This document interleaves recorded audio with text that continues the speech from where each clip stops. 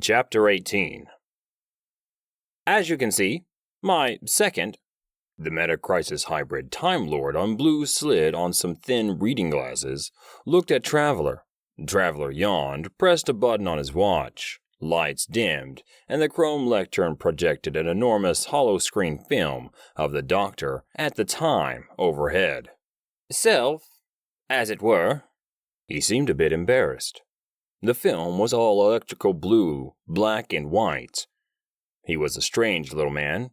Clever, devious, funny, slapstick. The second Doctor had a bowl haircut and a fur coat that appeared 4 sizes too large. The strange little man on the neon gray screen flipped an emergency switch in an absolute ancient and decrepit-looking police box. Blue static. The ship vanished. Then materialized in a white void. Traveler stepped up to the chrome podium, crossed his arms. For a moment, he just stared overhead at the giant picture. It showed people entering the TARDIS and a black void, running on for dear life. Gripping on the control panel. Panic. Tremors. Electric neon static. The TARDIS appeared to explode. So, Traveler said. Right. The Doctor nodded. Traveler then pressed a finger to his lips, thinking. He walked in a circle around Purge's console, slid a lever forward, gingerly. The flat energy hologram above showed a dreamlike interval. Eventually, the time travelers found themselves in a world called the Land of Fiction. Question: is this real? The Doctor asked. Sure as hell felt real when we somehow got blown up and thrown there. Jade stretched her back, popping her neck. Traveler agreed.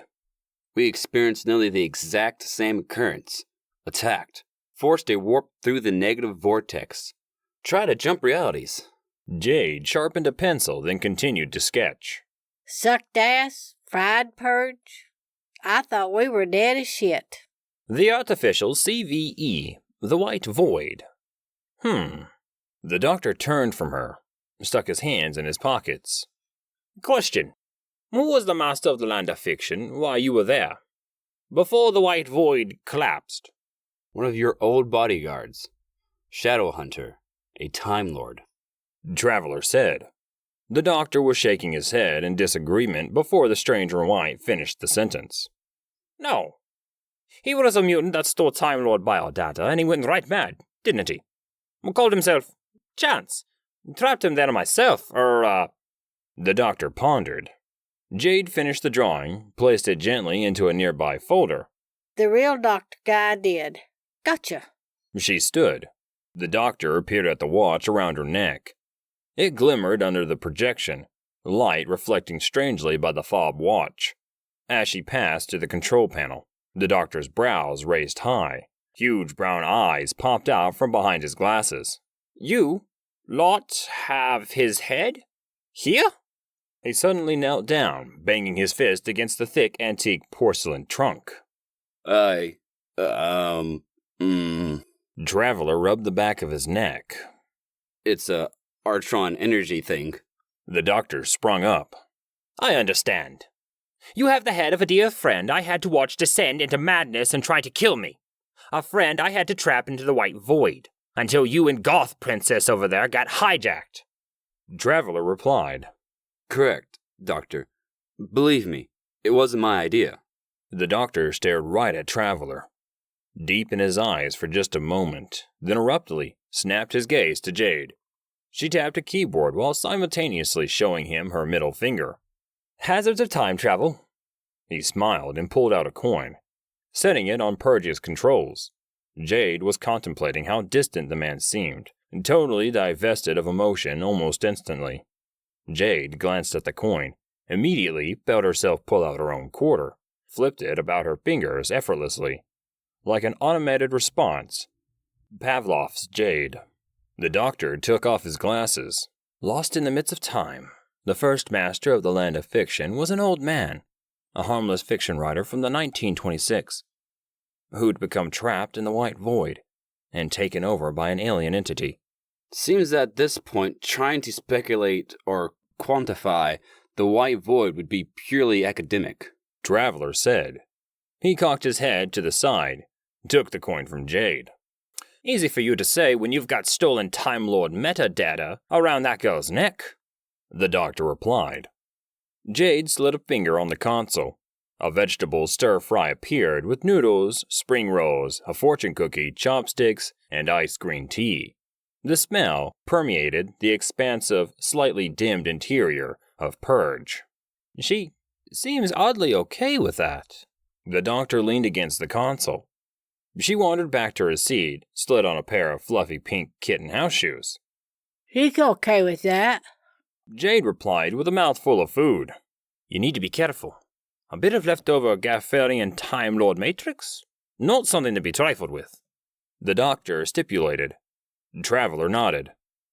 It's a backup plan, Doc. Worst case scenario, just like Cornelius. Just like Jade? The doctor asked. He mocked, dusting off his pinstripe suit. What? And don't. Don't what? Traveler asked. Don't ever call me Doc. No. Just no. Traveler stood back as the projection overhead continued. Next screen was a bizarre, clownish man in an awful, mismatched, clashing wardrobe. The sixth doctor was garish, thick, and tall, and had a blonde mop of curly hair. Angry grins all around. He and a Highlander wound up dealing with the RMS Titanic on April 14th, 1912. But this is all tertiary. The doctor programmed a code into Purge. Fact is, because of the land of fiction, you were easily mocked by... He stopped, looked up as Purge returned to normal lighting. Cornelius strode over and sniffed Jade's lunch. Fluffy pink bunnies blocked his advance. Valentine. Do you know a Valentine? The doctor said stiffly. And clockwork soldiers? Traveler was fixing his hair in a mirror on the podium. No, but I'm betting you know all about it, Jade. She kept eating, ignoring him. Overhead, the screen showed the Seventh Doctor and Cybermen in the land of fiction, as well as Alice, Dracula, Sleeping Beauty, Captain Nemo, Valkyries. The stranger in white looked at the coin on the console. It was warping in and out of existence, fading in slowly, out slowly. Jade! He snapped his fingers. Her face scrunched, noodle hanging out of her mouth as she looked up at him. Valentine uses paradox time magic. Do you know Valentine? I used to travel with him, then fight wrathful angels. Traveler grimaced at the sight. The coin was gone. He pointed to the doctor exceptionally. Do the mind meld thing. Jade leered at him. The mind meld thing? You mean you want him to headbutt me? Show him the phone call. See if all of this has to do with the future you. From the future. She crossed her arms, sternly. Go to hell. Valentine, the doctor repeated. Valentine. He started the 8Xs during his time with me. Do you know Valentine? He looked at the screen. His future 11th self. Extremely young, extremely energetic. Big hair, bow tie. Ugh. The doctor and his companions will be trapped in the white void. In the future, his companions will telepathically create a construct to exit the land of fiction. They will enlist the aid of schoolchildren, whom will develop a functional story leading to a proper exeunt. How charming. Traveler sighed, nodded toward the doctor. Listen to me and do it. Shit looks painful, dude. Only for a second. Come on. You lost over 2 years on that phone. On the screen was a wrathful angel. Then an X8. Then fire. Valentine. Do you know Valentine? The doctor asked. Jade stood and snapped her fingers repeatedly at Traveler ruefully. I'm not slamming my forehead as hard as I can against his, damn it. She stared at the doctor. And that's the 4th time you've asked. We don't know any dumbass Valentine. Shut up. The doctor looked at her blankly, coin flipping in her fingers. Answer. Yes, this is real. Traveler glared at him, then at Jade. Stop that, he said. What? Jade asked. Stop flipping the coin. Traveler uttered. I'm not. She looked to see that, indeed, she was spinning the future coin in her left hand. How long have I been? Her question was interrupted by Traveler, dialing a setting on his watch.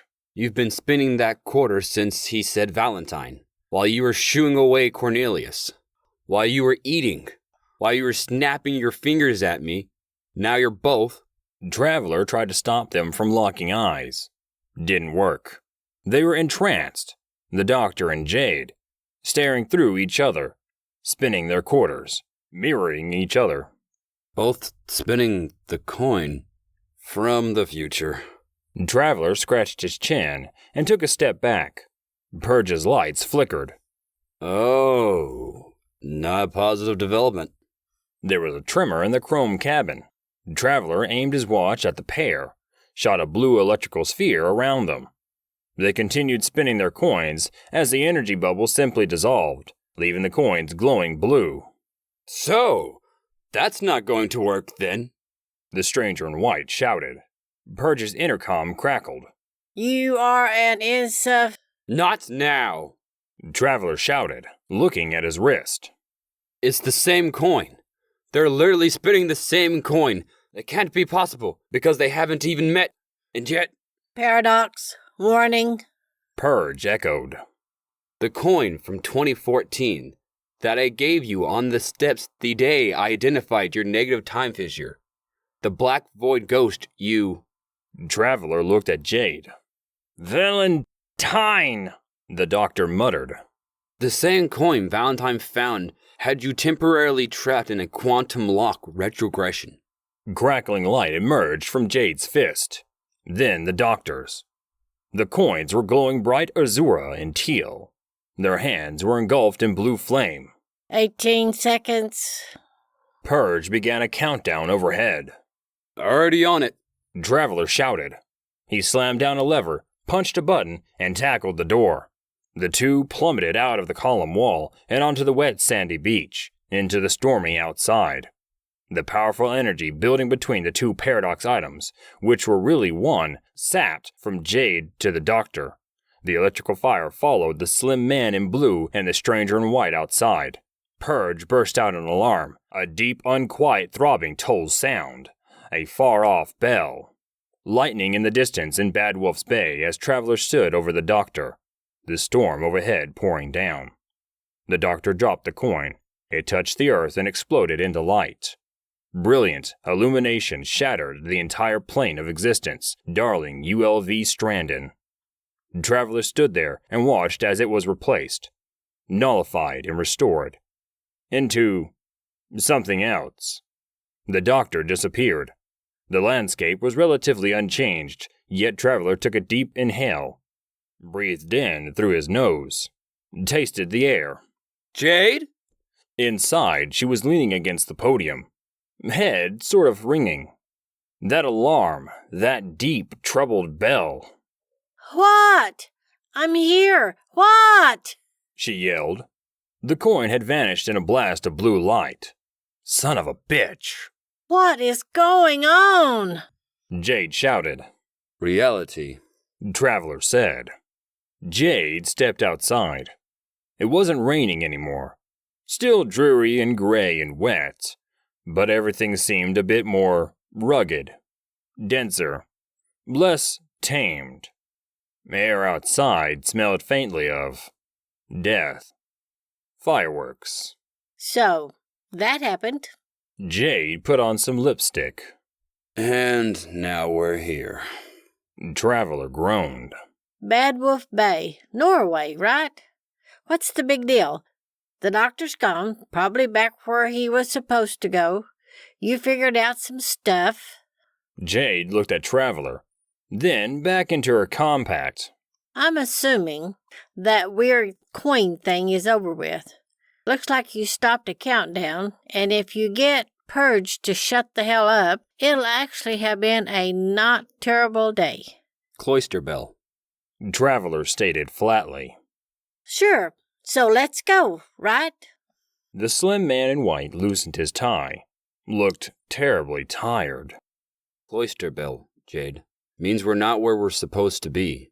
We're in someone's white void telepathic construct, being run by a temporal null energy, paradox sorcery. Not possible. We're in an alternate reality. Don't say land of fiction. Jade closed her eyes. Traveler tapped his wrist. This is temporal nexus point Earth. Bad Wolf Bay. This is reality, but it's been warped, changed, manipulated because of the paradox. This Valentine has complete grip on this entire world because of a Sidrat. Oh, and temporal wizardry. He stared at Jade. This is all my fault. The coin. Valentine set all of this up. The attempt on your life in the graveyard. Implanting the coin in our past. And the doctors, all to literally create himself from the temporal echo form. Murders you in the past. Excuse me? Leaves a void echo. Leaves time fissures everywhere. A quantum echo. He followed us from the land of fiction after he shoved us there in the first place, bombing us temporally because Traveler was grinding his fist against his temples. Because he generated from nothing a reverse vortex. Traveler looked at Purge. A paradox. The Valentine is a living paradox. Jade was chilled by the crisp air. Clutching her charcoal gray jacket tightly against the cold, felt the watch laying heavily on her chest. Her heart pounded against it, to the beat of Purge's deep, pounding alarm inside. What do we do now? She asked. In the far horizon were the sound of jets, several of them. They came thundering, 6 armored robots, X-8s as they were known, scorching and searing the landscape. They landed with precision, in a line, spewing up salt water and sand. Traveler and Jade were whipped with icy wind. As they landed, the massive X-8s raised their left limbs. Jade was confronted with a half a dozen basically huge cannons, aimed directly at her, and her time traveler in white. Jade edged closer to him, gripping his hand. She took a deep breath, knowing that he would be there to protect her, no matter what.